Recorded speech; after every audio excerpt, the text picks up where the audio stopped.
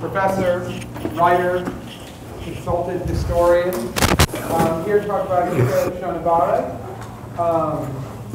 So Dr. Ogbechie has received, I'll give you a little introduction. There's a lot here, so I'm just going to give you a few snippets.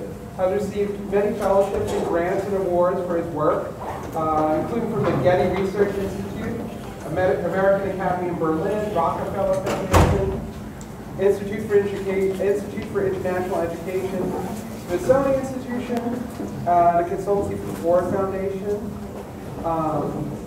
What else? There's a lot here.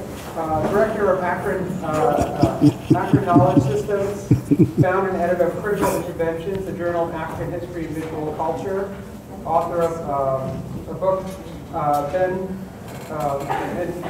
and Wanwu. Yes. That was close? Mm-hmm. And Wanwu. Not bad. The Making of American Modernists, and the winner of the Herskovitz Prize for African Studies Association's Best Scholarly Publication in African Studies. And I'm very happy to have him here tonight to speak with us about the work of Ika Shonibare. So let's give him a welcome. Hello. All right, thank you very much, Christopher. I was very excited when Christopher asked me to come and give a talk. I often sort of think about the fact that you've got all these schools, you know, both of us are so close here, this school and UCSB. But at least in the arts and humanities, I don't think there's a lot of traffic between both institutions, which I think should be encouraged. My talk today is about Ika Shonibare, and that's the title. Let's see.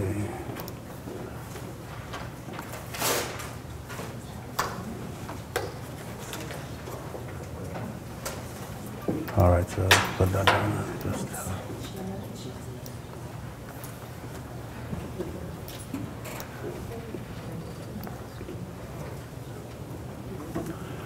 So as you can see from the title, I call it Cloth, Cultural Identity and the Contemporary Art of Ika Shonibare, MBE. He insists on the title, you know. So, this is a very interesting artist that I think, you know, his work actually calls up.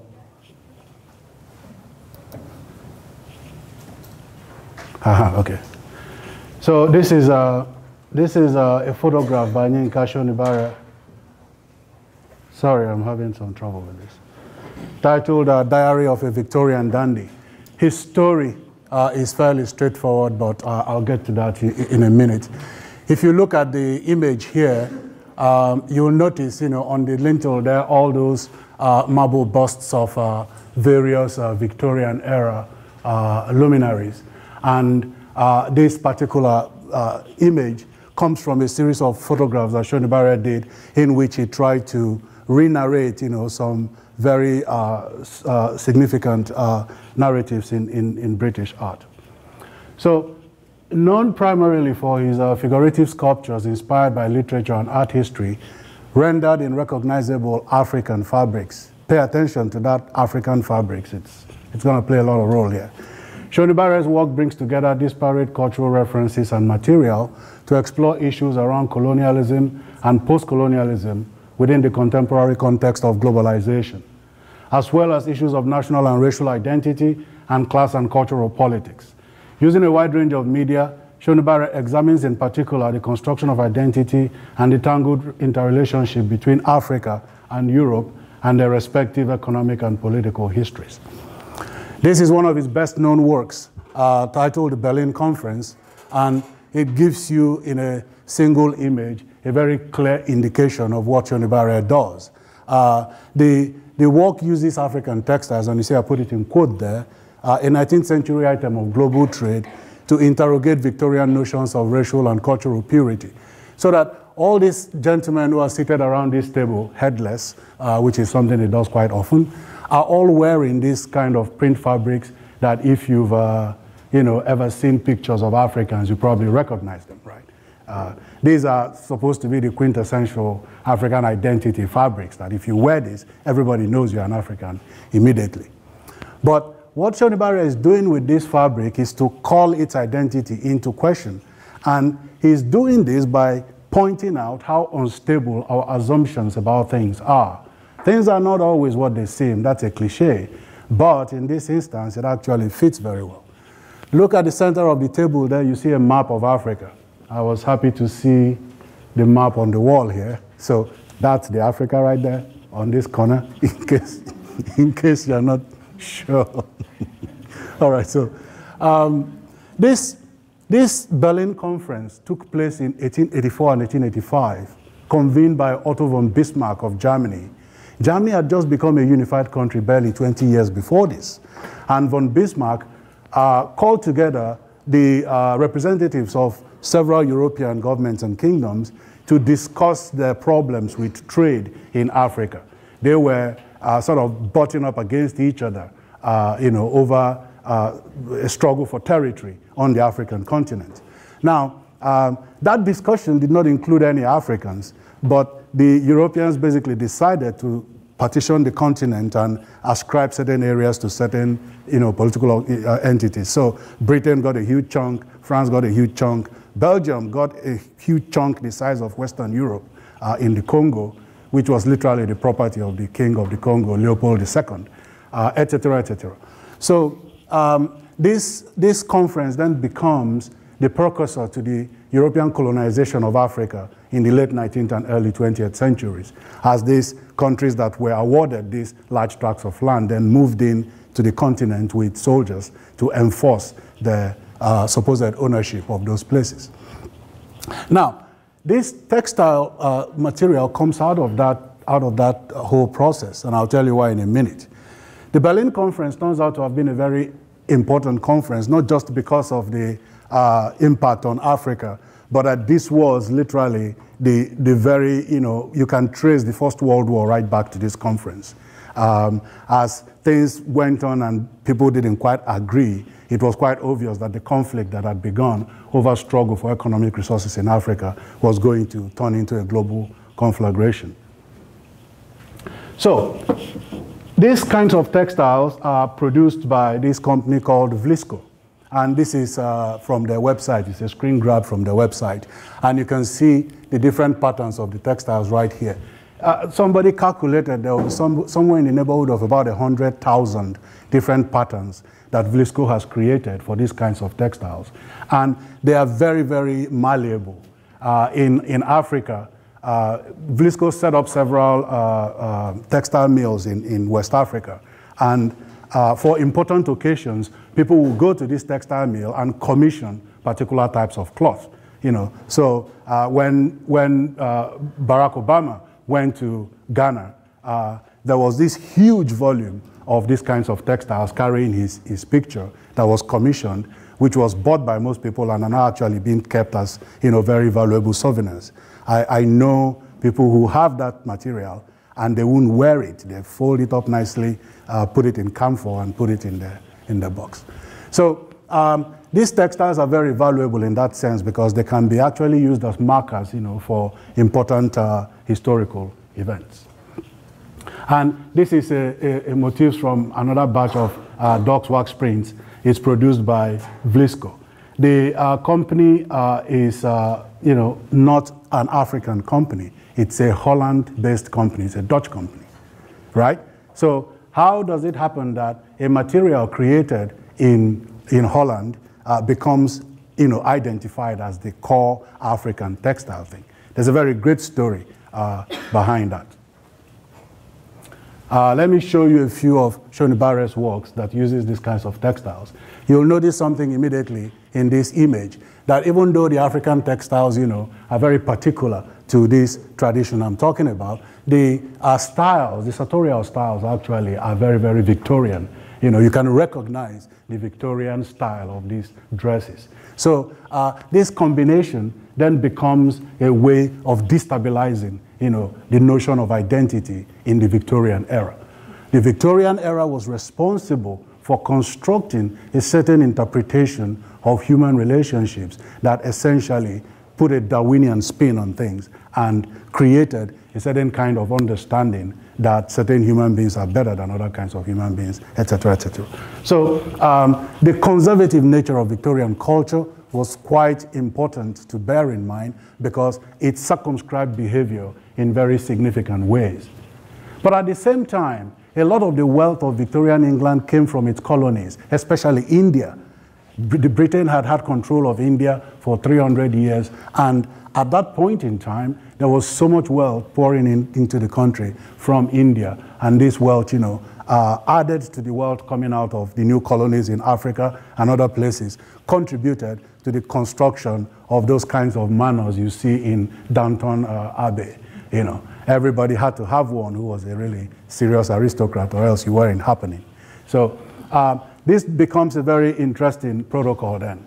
Now, if you look at the titles of the works also, you see that Shonibare makes very direct reference to his sources. 19th century kid, Charlotte Brontë, 19th century kid, Emily Brontë, that's the Brontë sisters, and obviously Charles Dickens, who was the most famous writer of that period.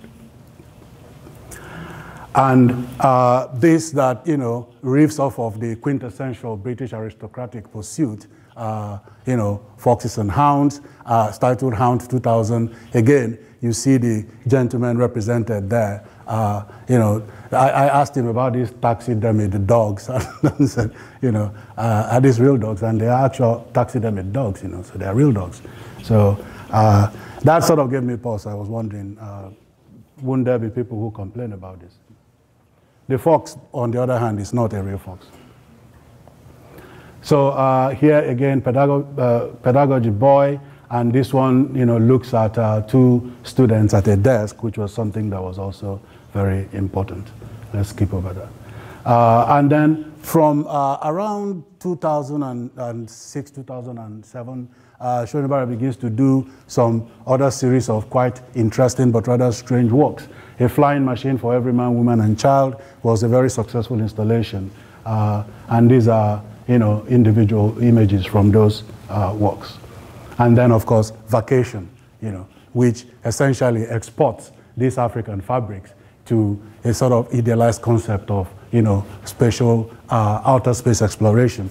So that's your typical nuclear family. The term becomes, quite, strange applied to these individuals, mother, father, and then two children. We don't know the identities of these individuals, but that's also part of the work.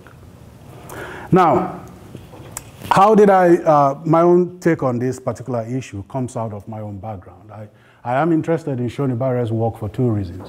One is that the way he's talked about in contemporary art, and he's a very successful, globally known international artist, tends to not, they tend to mention this cloth thing and not pay enough attention to it. They focus more on Shonibare's engagement with Victorian England and just mention the fact that the cloth is part of an item of global trade. But they don't track it back to the fact that this man was born in Nigeria and he left Nigeria at the age of 15 or 17 to go to England. So he actually had his childhood in Nigeria and grew up, technically grew up there. So I was wondering, how do you look at his life in Nigeria and what does it tell us about what he now ended up doing? And I was wondering about this also because I trained as an artist, and I recognized one element of this work that was something that framed our artistic practice when I was a young professional artist, which was, this idea of incorporating indigenous African cultural motifs into contemporary art. And also, Shonibare's focus on figuration becomes part of a really broad global, movement that seems to have, emerged from the debris of high modernism when abstract art, was the thing to do. Figurative art has sort of come back with a vengeance, and it's now quite a very established protocol of representation in contemporary art. These are two of my own works from when I was, well, younger. And I define this as a search for numinous form using figuration as a sort of iconoclastic focus, that sort of stands against naturalism. And also, these are two of my works again, experiments with different kinds of abstraction that uses, in this case, a Quranic prayer board.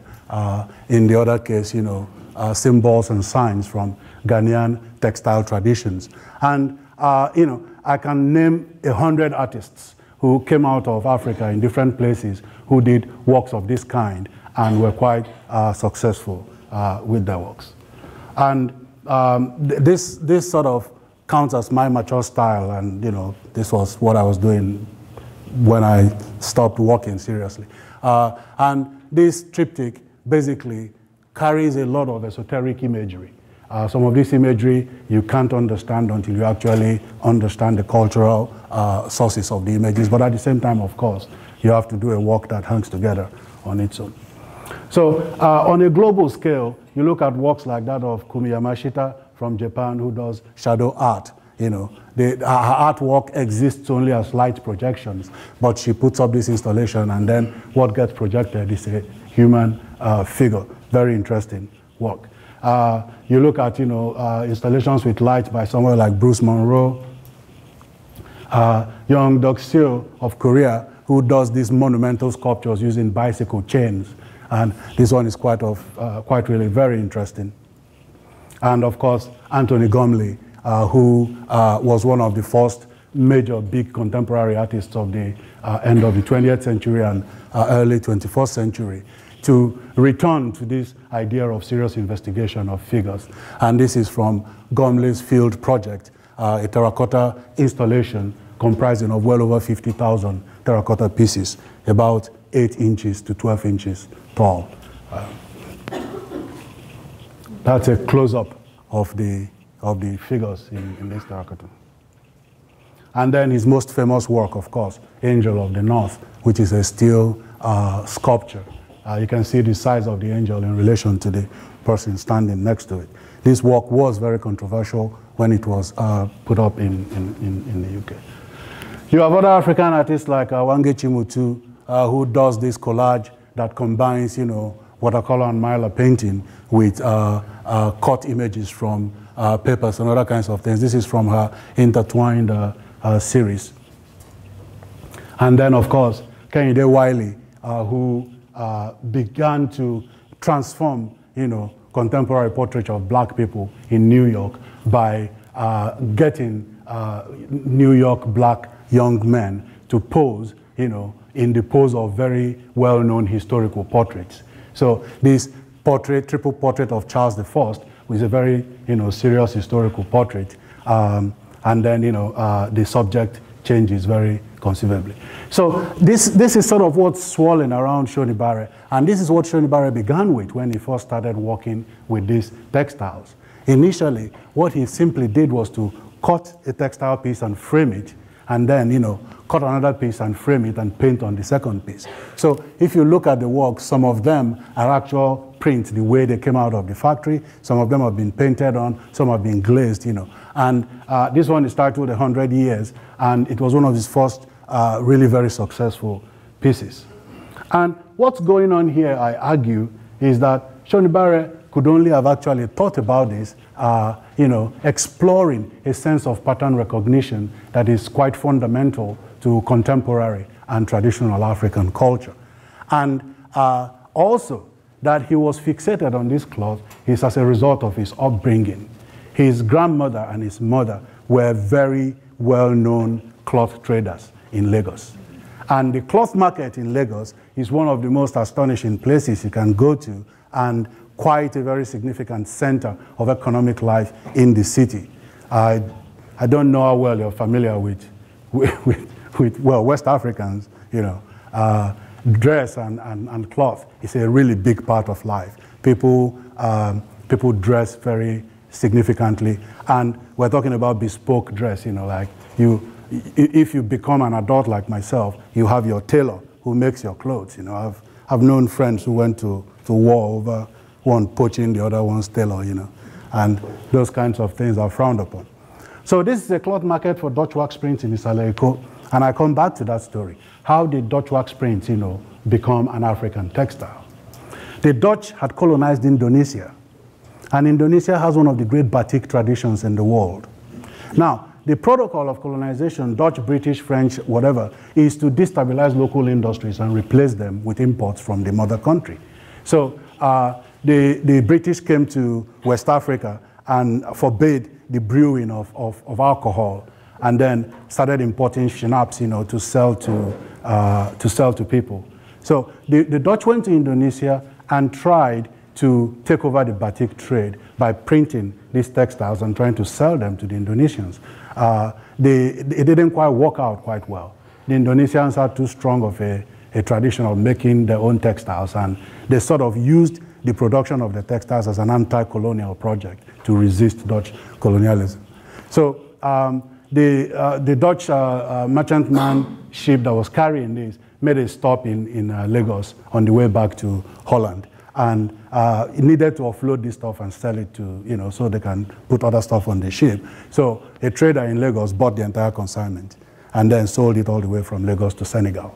It sold so well that they contracted the Dutch to bring in more, and then more and more and more and more. And before you knew it, large numbers of ships were landing in all the ports, offloading this material, and they were selling out, just like that. So based on that, the Dutch began to build textile mills. They built one in Nigeria, they built one in Ghana to supply the local market.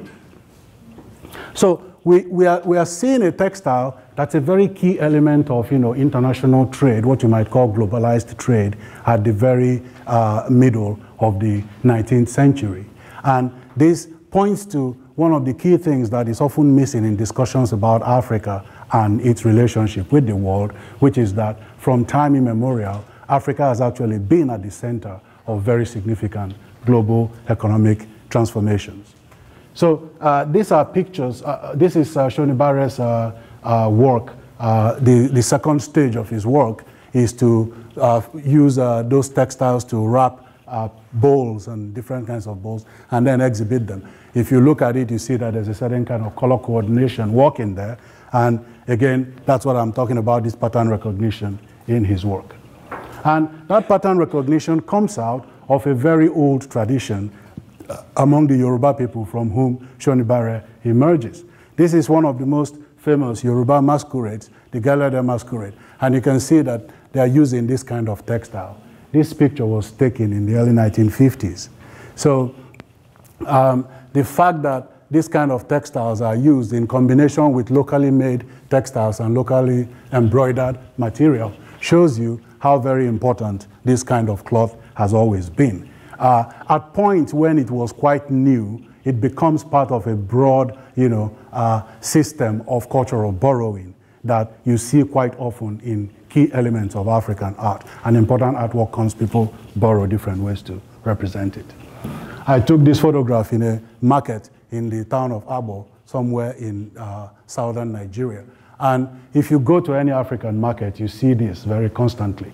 This, fractal structure of the goods that are out on display. They're always very carefully installed in this way. And, they will take them down in the evening and then reinstall them in the next day. And you see them quite everywhere. I took this photograph in Arusha in Tanzania. This is a Rastafarian fish vendor. And if you, again, look at the stacking of the fish, there are certain kinds of metal work done in this area that actually replicate that stacking. But of course, this goes back quite far. You can think about those kinds of stacking in the works of Aisha, who, again, did this kind of works that sort of played with visual image. So to get back to Shonibare then, he returns to England, studies art, and then becomes a professional artist. And he decides to pick on this iconic form that he was familiar with from his youth as a basis for his art. Now, in addition to that, he also works in photography, and his photography essentially replicates, very well-known narratives. This photograph is from a series that he did exploiting the narrative of the Rake's Progress, which is a work by Hogarth that was quite very well-known. So there is the rake, coming to his wealth. The story about the Rake's Progress is a young man who inherits a lot of money, fritters it away in, excessive spending, and then ends up poor and destitute in a poor house. So by positioning himself within this tableau, surrounded by all these white colleagues and, you know, servants and other kinds of people and people at the party, and then all these great portraits in the background. Shonibara, in essence, he inserts himself into the history of Victorian England to point to the missing elements of that history. The fact that Victorian England was, you know, chock deep with interactions between people in Lagos, in Kinshasa, in South Africa, in so many other places in India that were all impacting on the nature of Victorian culture. That's William Hogarth's Rake's Progress, the oil paintings from 1732 to 33. And you can see that's the rake right there. His father or benefactor had just died, and he got the announcement that he's inherited a lot of money. Obviously, you need to get new clothes made immediately. So that's just much more important, right? So that's him up there, you know, partying away, and then that's him finally in the madhouse, poor and crazy. All these kinds of morality tales were very common in, you know, early Victorian era and well into the late 19th century. This Rake's Progress idea was based on a very well-known story called The Pilgrim's Progress that also enunciated how one can come into grace as a Christian. So it was just not that, you know, Europeans were in Africa and representing Africa or doing all this other. Africans were also looking at Europeans as strange people and representing them in some instances. There is a very well-defined category of artworks made in Africa that represent European subjects, and this particular one is kind of interesting. It's a sculpture of Queen Victoria by a Yoruba artist. So here is another of these works by Wiley. Speaking of those referencing, in essence, you can see the original artwork and the model that it is based on. So Jacques-Louis David's Napoleon crossing the Alps, 1800, and then Wiley's title is Napoleon leading the army over the Alps, and in place of Napoleon you have, well, actually, I asked him whether the individuals were actually named, you know, the guy in Charles I, was he named Charles? Is this guy named Napoleon? And he said, no, sometimes the names coincide and at other times they don't. And this is one of his more famous pieces that sort of cemented his early fame. Anger's very, very well-known and extraordinary portrait of Napoleon I on his imperial throne, you know, an astonishing piece of propaganda, if you think about it. And then, do you recognize the gentleman there? Ice-T, you know. So Ice-T on his imperial throne, essentially with everything in this portrait except the central subject. So a lot of Shonibara's work have explored this to such an extent that they've become a canonical form in his work, you know. And he takes important subjects and then recasts them in this manner. Theodore Jericho's Raft of the Medusa is a painting you see in every art history textbook. But, you know, the story behind the Medusa is actually quite harrowing. The Medusa was a slave ship, and it foundered offshore, and all the slaves were thrown overboard to drown. And then, you know, the people that were left on the raft trying to find their way back, you know, encountered a huge number of problems. And to then think about the role of cloth in Yoruba culture, you are dealing with something that has very deep history.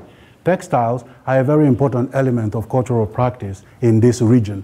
This image of these three women are priestesses, and they are wearing three particular types of textiles that are, you know, produced locally by artists there. This one is the most famous. It's spread out here, and it's a batik textile. It's been made in the Osogbo region for well over 600 years. This one here is strip woven cloth, and sometimes they will be purchased from, you know, the weavers will be located in Ghana, and they weave the cloth in white, send it to Kano, which is in northern Nigeria, to be dyed, and then the Hausa traders in Kano will bring it down to Yoruba country and sell it to Yoruba people. And this heavy rug cloth is a very locally made cloth in Ijebu region, and the underlying material of this is velvet, but the embroidery on it is, again, locally made. So all these kinds of dresses, you know, identify these individuals in very particular ways. If I were to ask you who was the most important person in this picture, who would you say? The one in the middle. Why?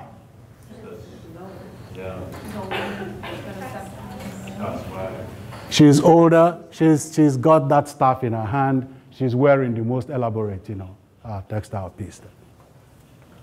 So if you go to Isaleko Market in Lagos, this is how they stack. The shops that sell this thing are about 8 by 14 in length. And they're like, you know, at least, we're talking about 3 or 4 city blocks filled with this kind of stores, like next to each other. And they stack these cloths in, you know, all different kinds of ways, and there are people there who specialize in certain kinds of cloth. So if you walk into this place, it's an overload of, you know, of colors.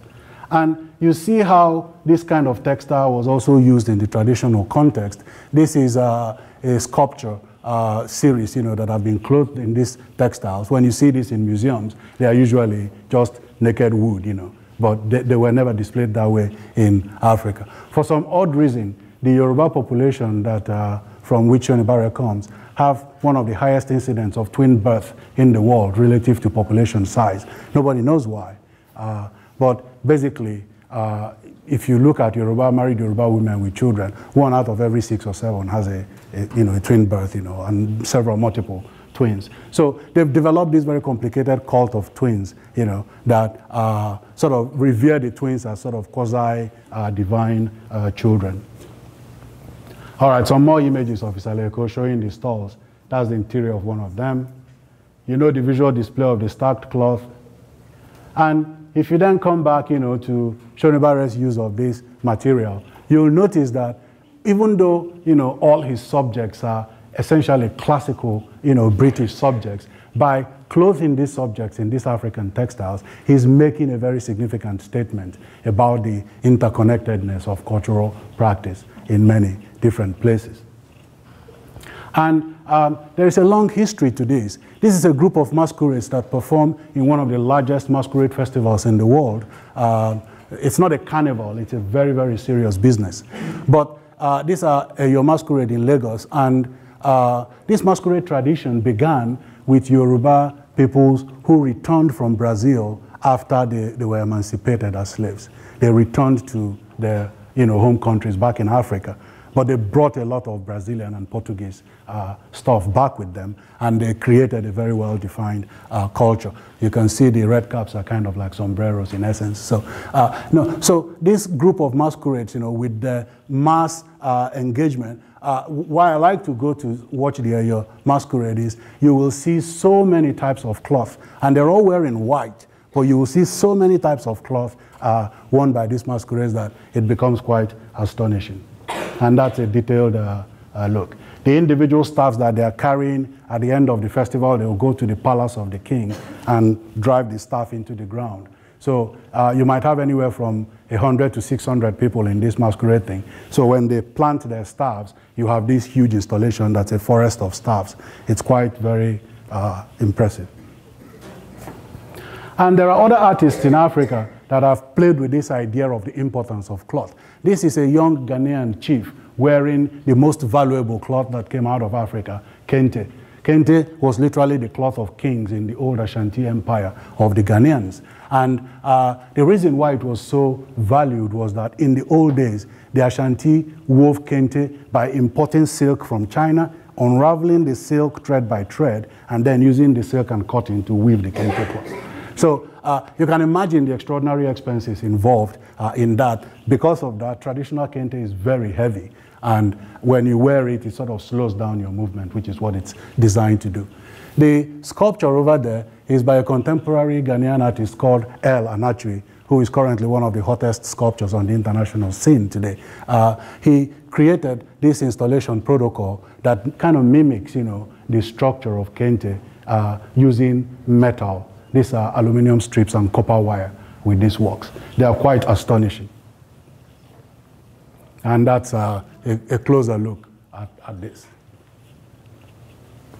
It's precisely the reaction. I always like to go and watch Anaswi's exhibitions, and people come in there and they're like, oh, you know.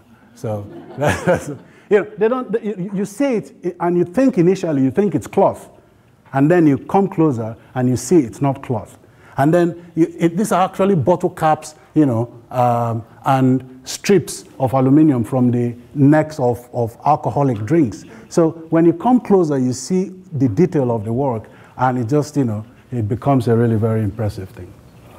And photographers like Malian photographer Seydou Keita have played on textiles as a fundamental element of their compositions. This is one of his best-known portraits. Keita was a studio photographer who had a 50-year career in Bamako in Mali. He's considered to be now one of the greatest photographers of the 20th century. And attending the Eyo Festival, which is the biggest social event in Lagos, you know, year after year, is Her Grace, the Erelu of Lagos, on the right there, with, you know, companions. Imported textiles here remain a major marker of contemporaneity and are extraordinarily valued.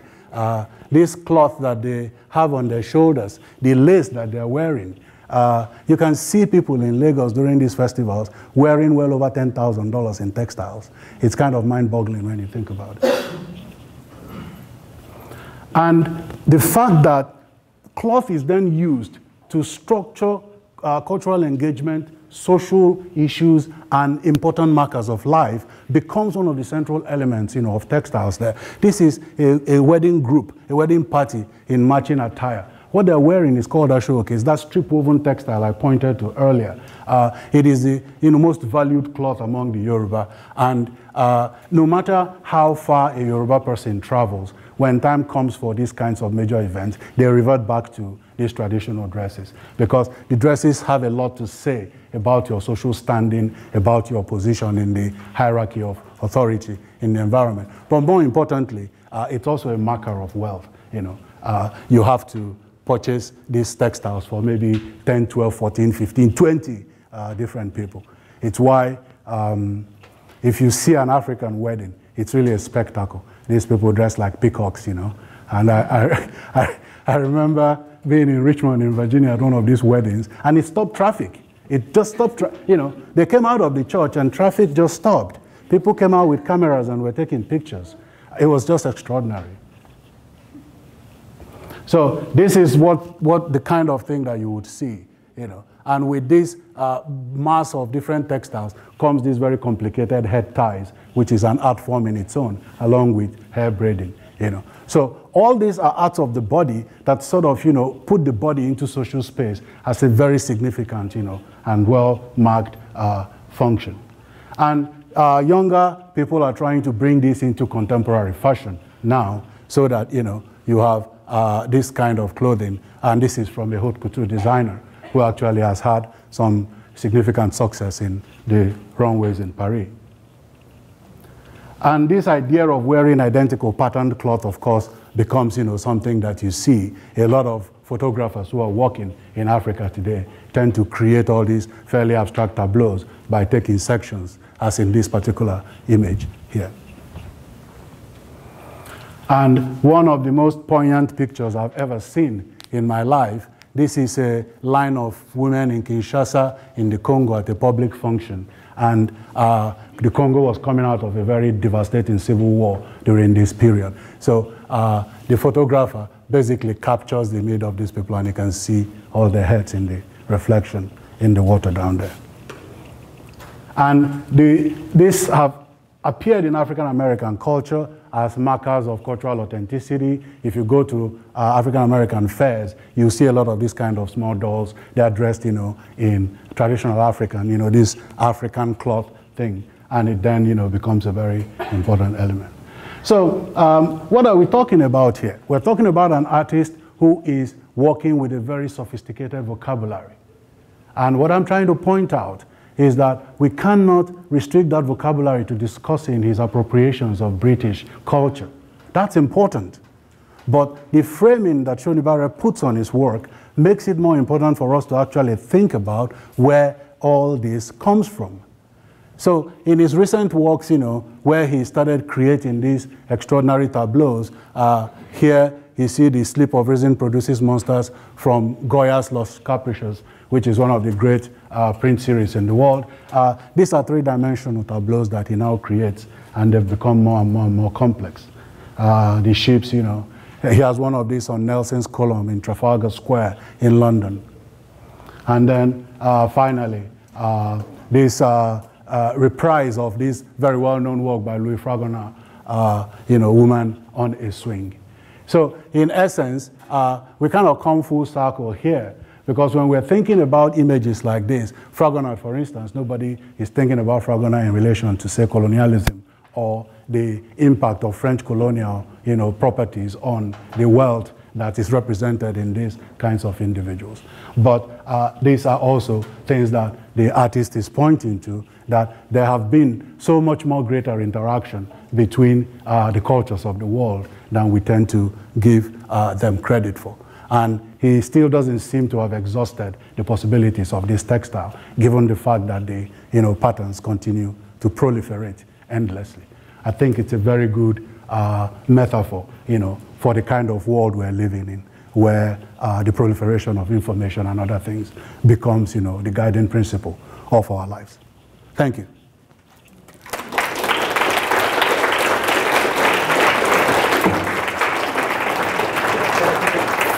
Yeah, I will take questions.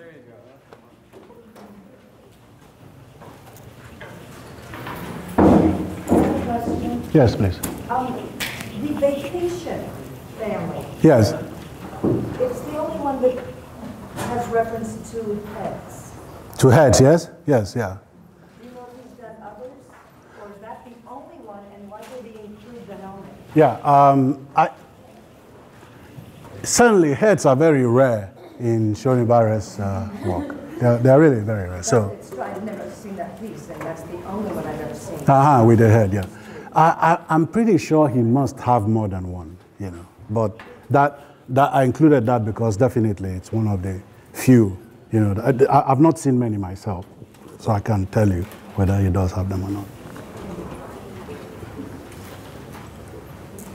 Oh, I have a question. What about self-portraiture in Yinka, Shonibare's work? Does he insert himself often? Most of his, he did that mostly with the series, you know, the Rex Progress series. Shonibare has some kind of muscular dystrophy. So that was at the period when he actually was still quite fit and hale. He uses, you know, wheelchairs sometimes this time around. Let me play just a minute of this to see the artist at work.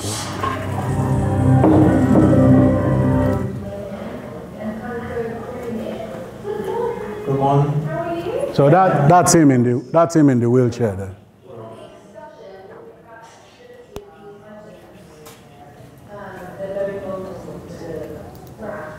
Oh.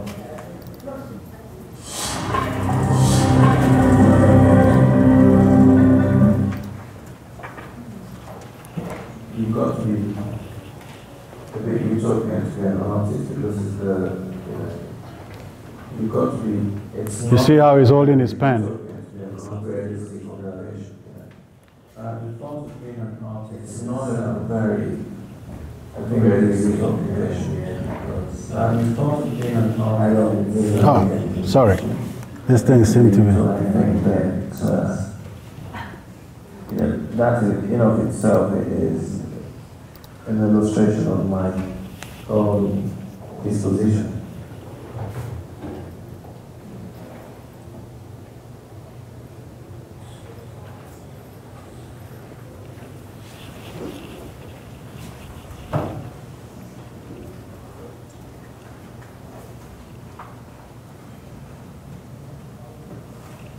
So you see, he uses a lot of assistance. Half the time, actually, I don't believe that I am doing what I'm doing.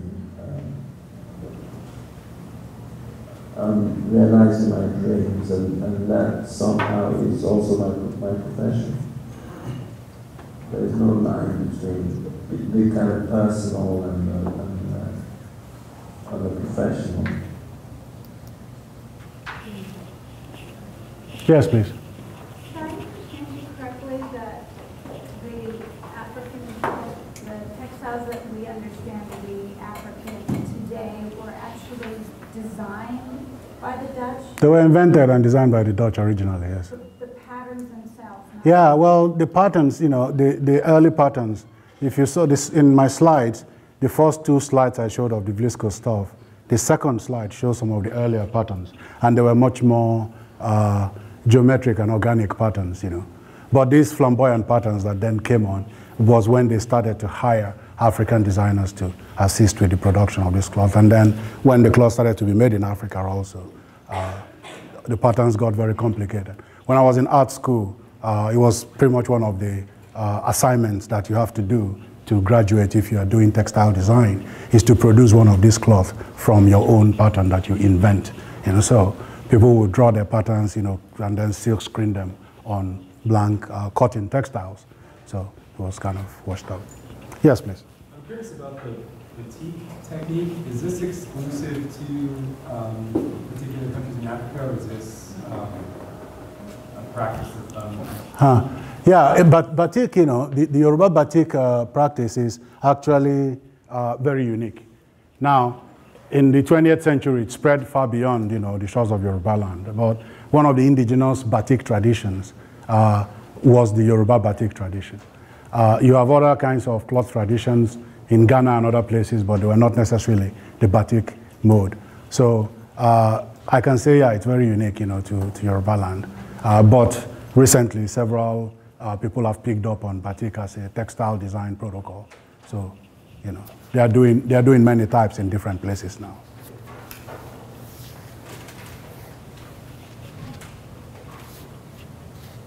Yes. Does he have some kind of disability? Yes, I think he has muscular dystrophy. I'm not quite sure what the exact, but it's this thing that got Stephen Hawking, right? I think it's the same kind of thing. It's what? ALS? Yeah, it's a degenerative muscle condition. So, you know, when I first met him, he was still on his feet. And when he did the Rex Progress pictures, he was still on his feet fairly well. But in the past decade, he sort of, you know, got into a point where he now mostly uses wheelchairs, and so. And so did he all, as it disintegrated, then he started to use assistants more often than in the beginning? I do believe that was so, and also as his success mounted, you know, and actually works with a pool of assistants, you know, that this is very laborious. And that's which process is like stitching cloth, literally, stitching all these metal pieces together. So it takes a large number of people to help him do it. And I think Shonibare, you know, as his success increased, you know, this is something that's fairly common, isn't it? I mean, Jeff Koons and his atelier. So artists who become this successful tend to attract, you know, different kinds of assistants. But in his own case, he's not putting, you know, he's creating these works and then instructing in their production, you know. But he's not, I don't think he's making them by himself anymore. But you saw that he was drawing, right? So he's creating all the conceptual structures for the work, which are then taken up by other people.